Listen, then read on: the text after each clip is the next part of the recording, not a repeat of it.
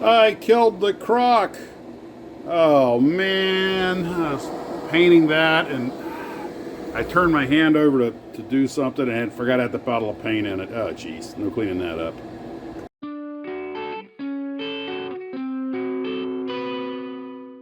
Well, hello, Glue Troopers. Max at Max's Models here.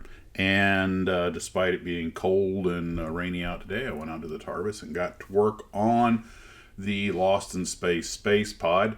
And of course, the you saw at the beginning, I dumped some paint on my foot while I was doing it, and I had to mix up some orange paint for the space pod, and I had it in my hand. I had about three things in my hand. I meant to decant something out of the airbrush into a bottle and forgot I had the other bottle in my hand and kabooyah, and that's after I cleaned it up.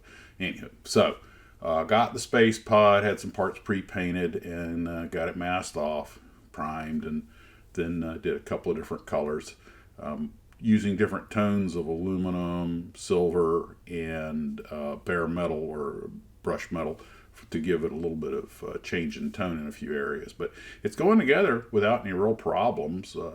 It's not exactly a snap type, but you big enough teeth on everything that you can pre-fit the parts very easily. And some of the decals that I ironically left over from the other Lost in Space build have come in real handy.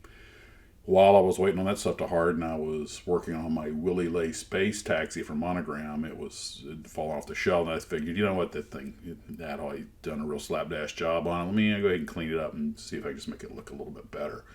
So I got it. I actually had to sand it a fair bit, and I'm not trying to make like a award winner. I just want it to look good on the shelf.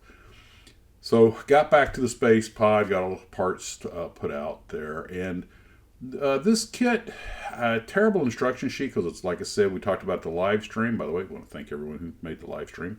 It's mostly text instructions with only about 5 or 6 pictures. I had to go online to find a lot of stuff. But that being said, the kit itself goes together very easily. And so I got my hand mixed orange painted on there, let it harden. Well, of course, I gave it plenty of time to harden. I'm peeling off the tape, and I managed to, of course, mark it with a thumbprint right on top where you could see it. So I had to go right back in the paint booth and clean that up. Slick. So pre-fitting all the parts, starting the assembly, and you have to build the landing struts. There's 5 pieces to each landing gear: 3 legs, a pin, and the base plate. And I had to Dremel it out. You also have to build the hinges for the doors, or the door in back. And I had to go through the instruction about 5 times to find this one little line buried in there about how to mount the door. The pictures actually came in handier than anything else. But if I get a chance to get out to the TARDIS tomorrow, I'll probably finish it off. It's actually a nice kit. It's nicely detailed. It looks good. The parts fit. No real complaints with the kit itself. My only complaint is the instruction sheet. I'm not really going to get into trying to sand it and gap fill it and all that stuff. If there's some little seams on the walls or something, I'm not going to lose any sleep over that. Now, some of these pictures you're looking at, everything's just hand fitted. This isn't the final product.